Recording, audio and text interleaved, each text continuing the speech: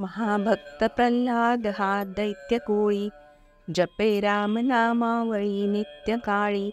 पिता पापरूपी तया देखवेना, जनी दैत्य तो नाम मुखे म्हणेना. श्रीराम.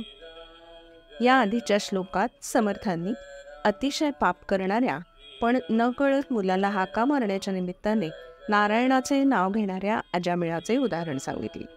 तर आता पुढच्या 96व्या श्लोकात समर्थांनी दैत्यकुळात जन्माला आलेल्या प्रल्हादाचे उदाहरण दिले आहे. प्रल्हादाचे वडील हिरण्यकशिपू यांचे कुळच मुळी दैत्याचे म्हणजे राक्षसाचे. अतिशय दुराचारी, पापी, उर्मट, अहंकारी असे कितीतरी दुर्गुण याच्या अंगी होते. खरे तर हा हिरण्यकशिपू एका वरामुळे सामर्थ्यवान झाला होता आणि पुढे उन्मत्तही झाला. कुणीही ईश्वराची भक्ती करावी हे याला मान्यच नव्हते. पण याचा मुलगा प्रल्हाद अगदी लहानपणापासून नामस्मरणात दंग असे. अतिशय आनंदाने, मनापासून व भावभक्तीने तो नारायण नारायण करीत असे आणि हीच गोष्ट हिरण्यकशिपूला अजिबात आवडत नव्हती.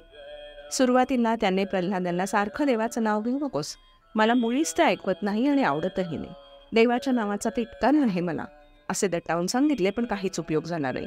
प्रल्हादाचे नामस्मरण चालूच होते. शेवटी त्याने त्याचे खूप हाल केले. पुढे दाखवतो जो नारायण आहे का या खांबात, असे खांबाला लाथ मारून विचारताच खांबातून नृसिंह प्रकट झाले आणि त्यांनी हिरण्यकशिपूला ठार मारले. ही गोष्ट तुला माहीत आहे. मागे एका श्लोकाच्या वेळी मी तुला भगवद्गीतेत भगवंतांनी आसुरी व दैवी संपत्ती यांचा उल्लेख केल्याचे सांगितलं होतं. ते आठवतंय का तुला? राक्षसी वृत्ती व सदाचार ह्या सगळ्या आपल्याच प्रवृत्ती आहेत. आपल्या मनात नको ते विचार येतात आणि चांगलेही विचार येतात.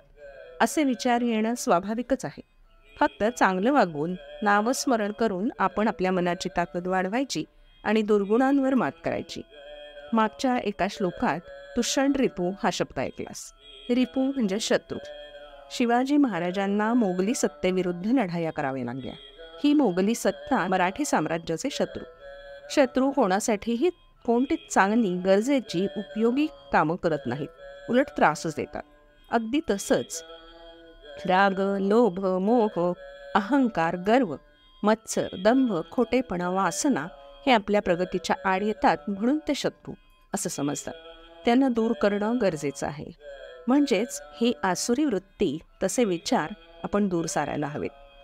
हा श्लोक पुन्हा एकदा म्हणून बघ. दुसऱ्या ओळीत समर्थांनी जपे राम नामावळी असे म्हटले आहे आणि प्रल्हाद तर नारायण नारायण म्हणत असे. मग असं वेगवेगळं कसं सांगितलं आहे आणि का, असंच वाटेल ना तुला. यासाठी एक संदर्भ किंवा गोष्ट तुला आठवावी लागेल. ती म्हणजे कोणत्याही देवाला केलेला नमस्कार हा एकाच परमेश्वराला जाऊन पोचतो. राम, गणपती, हर, विठ्ठल, देवी हे सगळे देव वेगवेगळे दिसत भासत असले तरी शेवटी ते एकच आहे. यासाठी मी एक संस्कृत श्लोकही तुला सांगितला होता. तो श्लोक कोणता हे उद्या नक्की सांग मला. म्हणजेच काय, रामनाम घेतलं काय किंवा नारायण नारायण म्हटलं काय, शेवटी मन लावून देवाचं नाव घेणंच महत्त्वाचं आहे. अर्थात एक लक्षात ठेवायचं ते म्हणजे एकदम सुधारणा कोणत्याही माणसात होणार नाही. आपण फक्त मनापासून प्रयत्न करायचे आणि शक्यतो झालेली चूक पुन्हा पुन्हा करायची नाही.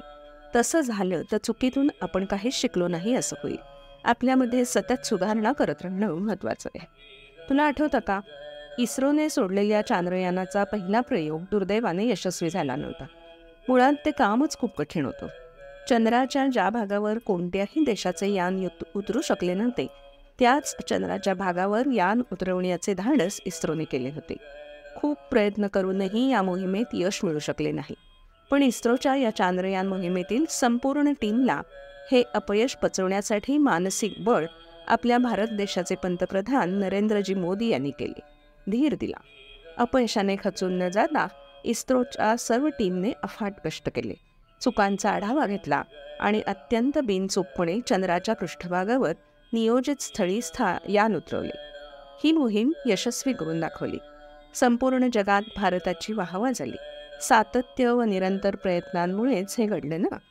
हेच आपण शिकायचं आहे. अपयश आले तरीही सातत्याने प्रयत्न करीतच राहायचे आणि यश मिळाले तर गर्वाने फुलून जायचं नाही. अपयशाने खचणं आणि गर्व या दोन्ही गोष्टी आपल्या प्रगतीच्या आडच येणाऱ्या आहेत. त्यासाठीच सतत नामस्मरण करा हे समर्थ आपल्याला वेगवेगळ्या उदाहरणांमधून सांगत आहे. जय जय रघुवीर समर्थ.